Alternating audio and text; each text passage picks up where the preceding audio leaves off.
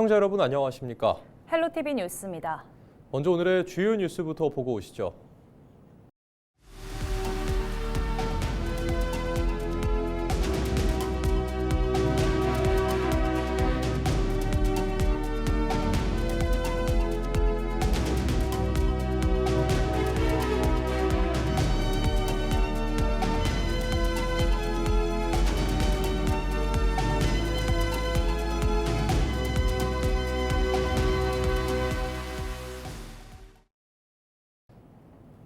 치악산 둘레길에서 정체불명의 폐기물 의심 물체들이 방치돼 논란입니다. 한 건설업체에서 자신들의 땅이라며 무단으로 방치한 건데 원주시는 현장 점검 후 미이행 시 법적 조치에 나설 방침입니다. 박건상 기자의 보도입니다. 청량한 새소리와 계곡 물소리, 자연이 주는 휴식이 가득한 곳, 원주의 자랑 치악산 둘레길입니다. 연간 30만 명이 넘는 방문객이 찾고 있지만 둘레길 한편엔 정체를 알 수 없는 물체들이 무더기로 쌓여 있습니다. 건설공사에 쓰였던 폐기물로 의심됩니다. 지금 오늘 여기를 걸으러 왔는데 저기 뒤에 보니까 되게 보기가 좀 흉물스럽기는 하네요. 많이 저게 깨끗하게 치워지면은 사람들이 더 자주 찾아올 것 같긴 해요. 네. 특히 주차장 바로 옆에 방치돼 있어 방문객들이 마주하는 첫인상마저 훼손되고 있습니다. 각종 플라스틱 배관자재부터 샌드위치 판넬, 거기다가 폐석재까지 다양한 건축 관련 폐기물들이 쌓여 있습니다. 문제는 이곳뿐만이 아니라는 겁니다. 위쪽 주차장으로 올라가 보니 또 다른 물건들이 쌓여 있습니다. 덤불에 쌓인 모습을 보면 이미 오랜 시간 동안 이렇게 방치됐다는 것을 추정할 수 있습니다. 아이고 오래됐지 뭐 한 3년도는. 3년도 넘었다고요? 자기네 그 땅하고 샀어요. 확인 결과 이 물건들은 한 건설업체가 쌓아둔 것으로 파악됐습니다. 하지만 취재진의 계속된 연락에도 해당 업체 측은 일체 연락을 받지 않았습니다. 원주시 담당 부서를 찾아봤습니다. 그 관계자랑 얘기를 해서 처리할 예정이고요.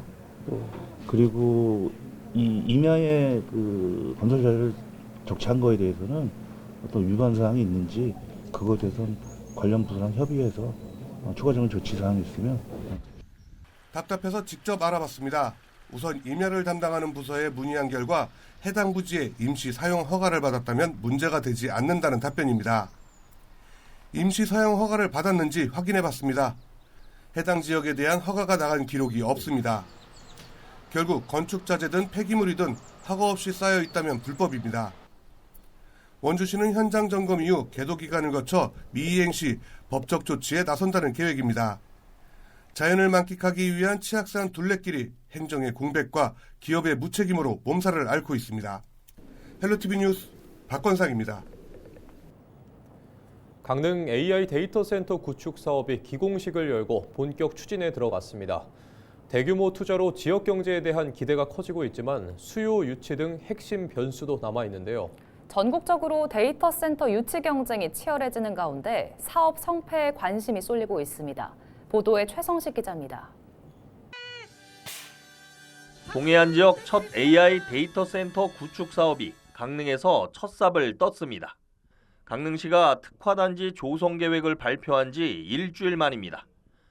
이번 사업은 5단계 중 1단계로 1조 4천억 원을 들여 오는 2028년까지 80메가와트 규모의 데이터 센터를 건립할 계획입니다.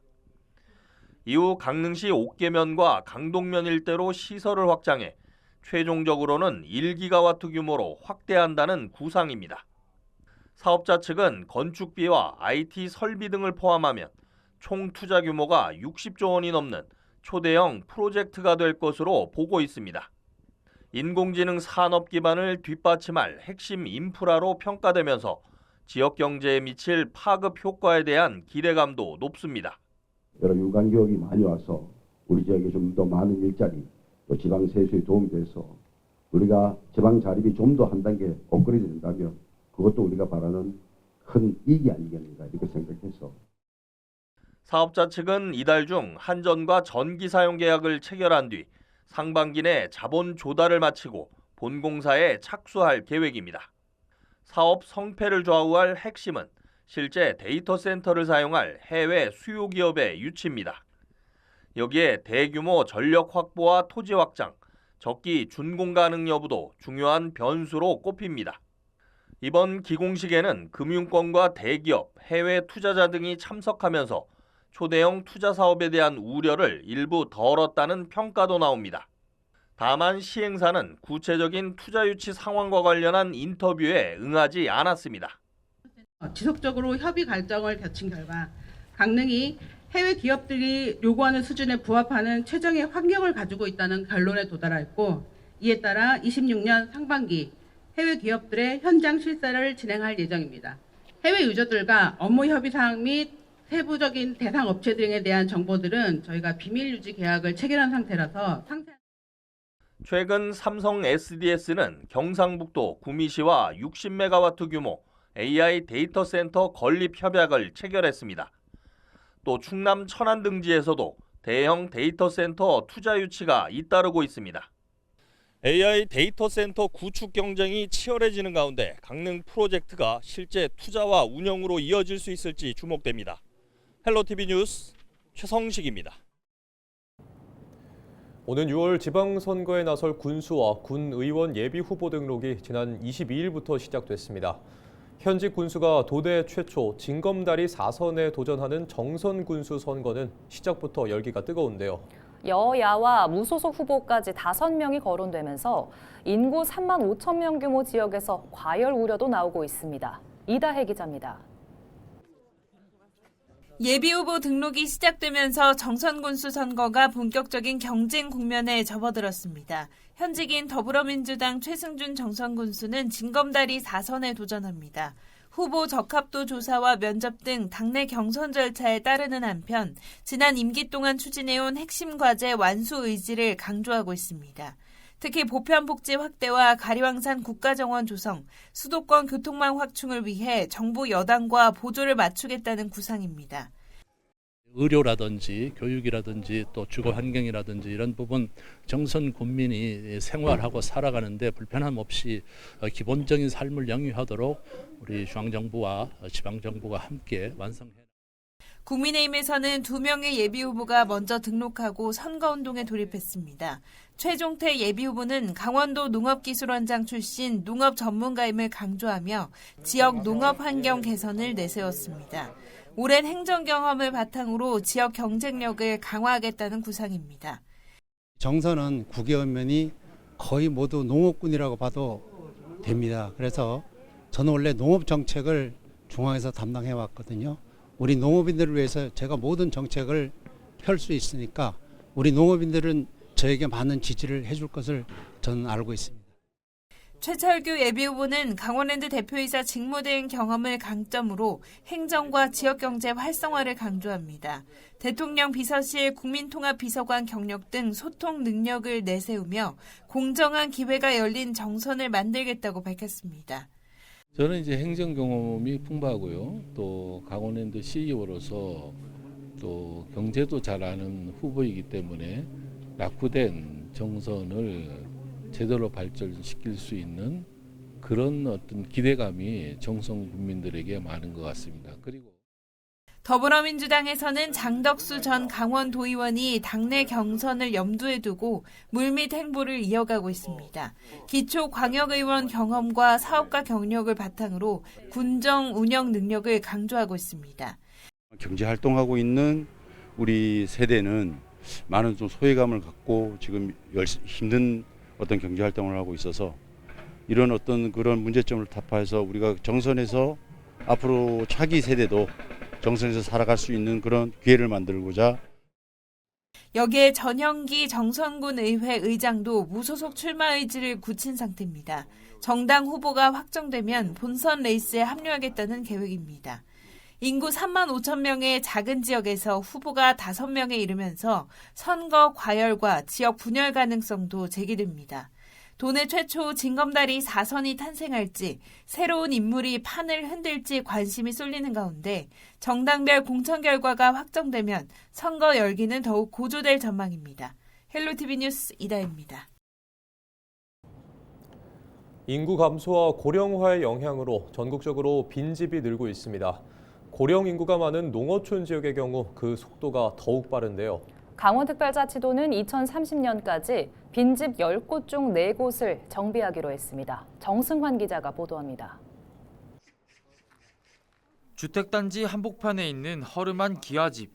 대문은 망가져 있고 집 주변엔 온갖 잡초가 무성합니다. 오랫동안 사람이 살지 않은 빈집인데 흉물스러운 모습에 주민들은 눈살을 찌푸립니다. 집이 비어 있으니까 청소년들이 들어가서 여기서 술도 먹고 담배도 피우고 이제 그럴 때도 있고 그래서 담배 불 같은 거 버리고 그러면 그 위험도 있고 그래서 그게 좀 많이 나빠요. 그리고 미관상도 안 좋죠. 뭐죠 그래가지고. 강원자치도 내 이런 빈집은 모두 7,091호. 전국에서 6번째로 많습니다. 강원자치도가 이런 빈집 문제를 해결하기 위해 올해부터 정비 사업에 본격적으로 착수합니다. 15년째 비어있는 단독주택입니다. 빈집에는 이렇게 쓰레기만 가득 쌓여 있는데요. 강원도는 빈집을 허물어 주차장을 조성할 계획입니다. 2030년까지 358억 원을 투입해 모두 4,041호를 정비합니다. 매년 500호 이상씩 5년 동안 빈집 10곳 중 4곳을 정비한다는 계획입니다. 빈집을 철거한 터 일부는 소유주와 협의해 주차장이나 주민 쉼터 등 공공목적으로 활용할 예정입니다. 빈집이 전국적으로 문제인데 강원도 지역이 더 문제가 좀 많습니다. 외관뿐만 아니라 뭐 범죄 유발 요인도 되고 합니다. 그래서 이거를 단계적으로 아주 대폭적으로 다 정비해 나가겠습니다. 강원자치도는 빈집 소유주에게 세제 감면 혜택과 철거비 지원 등 각종 인센티브를 제공해 정비 사업 동참을 유도할 방침입니다. 또 빈집 정비가 철거에 그치지 않고 지역과 주민을 위해 활용될 수 있도록 빈집 활용 공모 사업도 추진할 계획입니다. 헬로티비 뉴스 정승환입니다. 춘천호수 지방정원 조성 공사가 다음 달 시작됩니다. 춘천시는 내년까지 테마정원과 산책로 등을 갖춘 호수정원을 만들고 나아가 국가정원 지정에도 도전할 계획입니다. 보도에 전소영 기자입니다. 춘천 호수지방정원이 조성될 상중도 일대입니다. 올해 초 춘천시가 공사업체 선정을 마치면서 다음 달 첫 삽을 뜰 준비를 마쳤습니다. 축구장 25개 규모 면적인 18만 제곱미터 부지가 거대한 호수정원으로 탈바꿈됩니다. 춘천시는 사업비 150억 원을 투입해 물, 숲, 산세 등 자연을 주제로 한 테마정원과 맨발 체험길, 수변 산책로 등을 조성합니다. 시민 참여 공간으로 꾸며지는 정원을 비롯해 호숫가에서 카약을 탈 수 있는 공간도 마련됩니다. 이달 강원도가 춘천 호수정원 조성 계획을 최종 승인하면서 사업 추진에도 속도가 붙게 됐습니다. 승인 절차를 넘기면서 전액 삭감됐던 올해 예산을 다시 확보할 가능성도 열렸습니다. 춘천시는 강원도가 지난해 전액 삭감했던 도비 14억 원을 추가 경정 예산을 통해 다시 확보한다는 계획입니다. 올해 1회 추경, 도의 1회 추경 때 확보하려고 하는데 지금 현재 1회 추경이 지금 안에서 1회 추경이 된다고 했을 때는 그때 다시 확보하도록 하겠습니다. 여기에 상중도 고산부지에 건립 중인 정원 소재 실용화센터와 온실도 올해 중으로 문을 열 준비를 하고 있습니다. 국가정원 지정에 대한 기대감도 커지고 있습니다. 지방정원 조성을 완료하고 향후 대한민국 정원 산업 박람회와 국제 정원 박람회를 유치해서 2032년 정도까지는 국가정원을 최종적으로 완성시켜 나가도록 하겠습니다. 다음 달 착공을 앞둔 호수정원. 춘천시는 오는 2027년까지 정원 조성을 마무리할 계획입니다. 헬로티비 뉴스 전소연입니다. 우상호 더불어민주당 강원특별자치도지사 예비후보가 삼양식품 원주 공장을 찾아 수출기업 애로사항 청취와 상생 방안을 논의했습니다.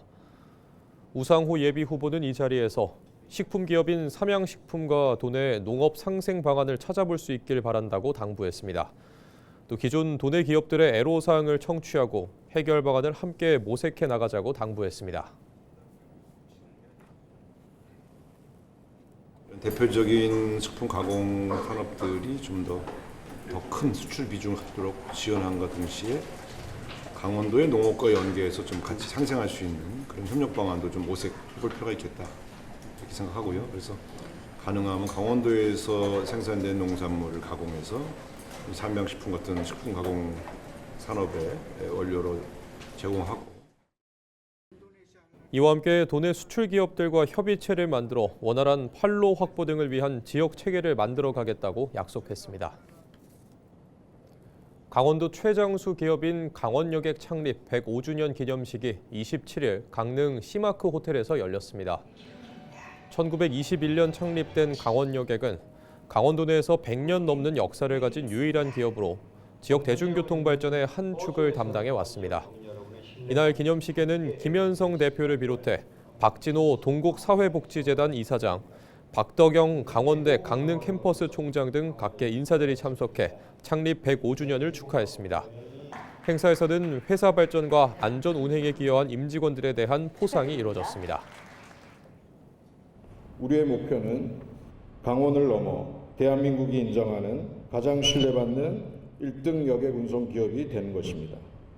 단순히 목적지로 이동하는 운송업의 한계를 넘어 고객에게 감동을 주고 혁신적 모빌리티 서비스로 업계의 표준을 제시하는 리더가 되겠습니다. 강원여객은 현재 시외버스와 시내버스, 공공형 버스 등을 운영하며 도민 이동권 보장과 지역 교통복지 확대에 기여하고 있습니다. 김혜란 국민의힘 춘천갑 당협위원장이 당내 공천 결정에 불만을 제기하며 위원장직 사퇴를 선언했습니다.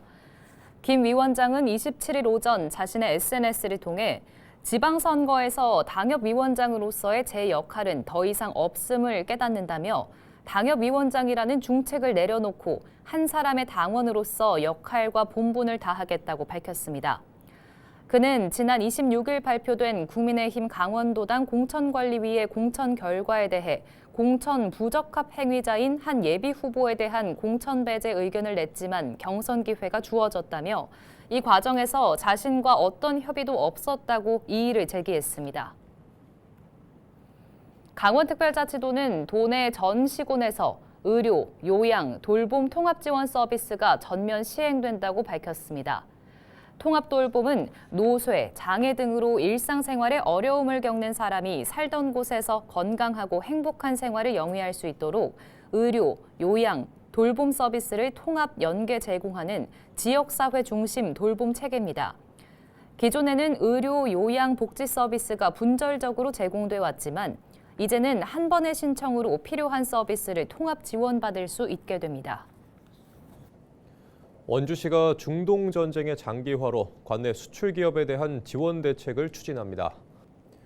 우선 기업당 운전자금 최대 3억 원에 대한 3% 2차 보전을 최대 3년간 3.5%까지 2차 보전을 지원합니다.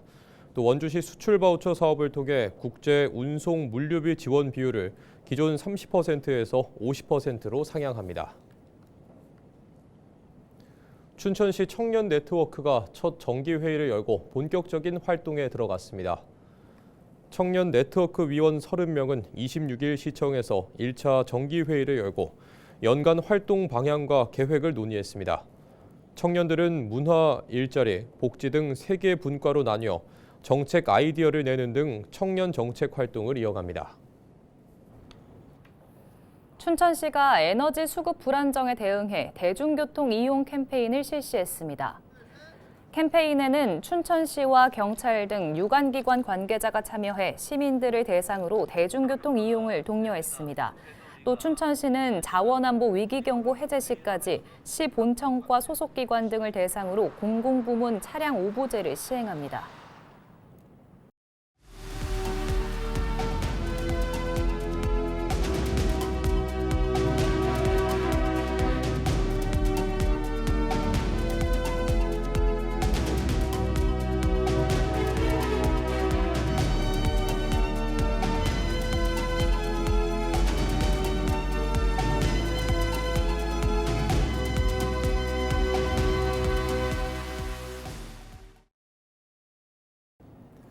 이상으로 뉴스를 마칩니다. 시청해주신 여러분 고맙습니다.